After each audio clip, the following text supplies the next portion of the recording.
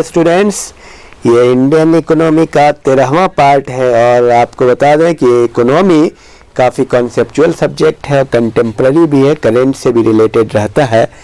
तो इसको आप बहुत अच्छे से सुने और ये कोई फैक्चुअल नहीं होता, बहुत ही कॉन्सेप्ट बेस्ड होता है। तो इसको अच्छे से सुन करके रिवाइज करें, लिखें, बार बार सुने, किसी क्वेश्चन को समझने के लिए अच्छे से करें। चलिए, रुपये को चालू खातों में पूर्ण परिवर्तनीयता कब घोषित किया गया?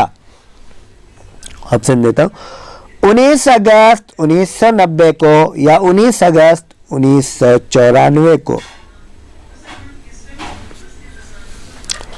और बताइए, मैं आपको कुछ ऑप्शन देता हूं, वो सही है कि नहीं, आप इन दोनों में से सही का चयन करें। अवमूल्यन से विदेशी बाजार में निर्यात सस्ता हो जाता है और अवमूल्यन से घरेलू बाजार में आयात महंगा हो जाता है, या दोनों सही है? बैंक की नई शाखा खोलने का लाइसेंस कौन देता है? भारतीय बैंक संघ या आरबीआई? आरबीआई का मुख्यालय कहाँ है? चेन्नई या मुंबई? अवमूल्यन के उद्देश्य की ओर कौन संकेत करता है? ऑप्शन में चुनना है। अवमूल्यन का उद्देश्य क्या है? आयात प्रोत्साहन या निर्यात प्रोत्साहन? और भारत का सबसे बड़ा बैंक कौन है? भारतीय स्टेट बैंक या भारतीय रिजर्व बैंक? भारत में किसे बैंकों का बैंक कहा जाता है? सेंट्रल बैंक ऑफ इंडिया या भारतीय रिजर्व बैंक को? नेक्स्ट, भुगतान संतुलन के विपरीत होने की दशा में कौन सा कदम स्थिति सुधारने में सहायक होगा? अधिमूल्यन या अवमूल्यन? भारतीय मुद्रा को पूर्ण परिवर्तनीयता कब बनाया गया? 1990-91 के केंद्रीय बजट में या 1993-94 के केंद्रीय बजट में? अब तक भारतीय रुपये का कितनी बार अवमूल्यन किया जा चुका है?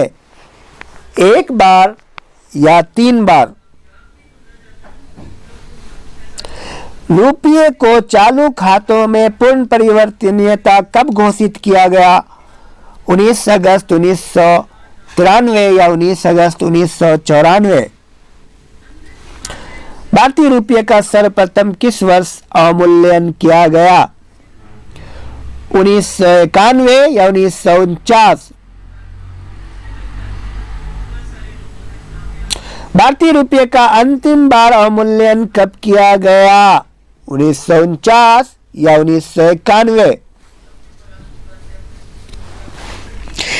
गिल्ट एंड बाजार किससे संबंधित है?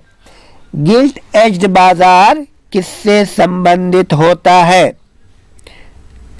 निगम ऋण पत्र से या सरकारी प्रतिभूतियों से? और किस वर्ष भारतीय रुपये का 2 चरणों में अवमूल्यन किया गया? 1949 में या 1991 में?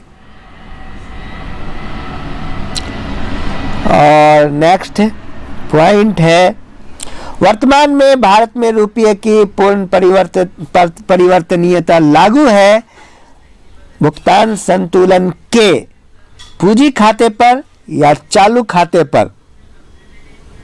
बहुत महत्वपूर्ण है। जुलाई 1991 में भारतीय रुपये के 2 चरणों में अवमूल्यन किया गया। प्रथम चरण में भारतीय रुपये का अमेरिकी डॉलर में अवमूल्यन कितना प्रतिशत हुआ था? 25% या 20%?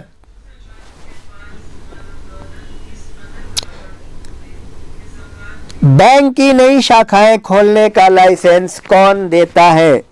एसबीआई या आरबीआई? भारत में किसे बैंकों का बैंक कहा जाता है? SBI को या RBI को? भारत का सबसे बड़ा बैंक कौन है, SBI या RBI?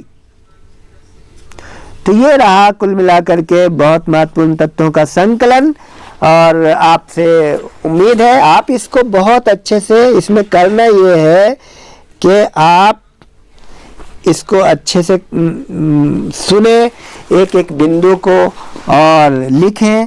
ये आपको पता है कि इकोनॉमी है और इकोनॉमी में छोटी छोटी बातें मायने रखती है, कॉन्सेप्ट है ये। Thank you very much.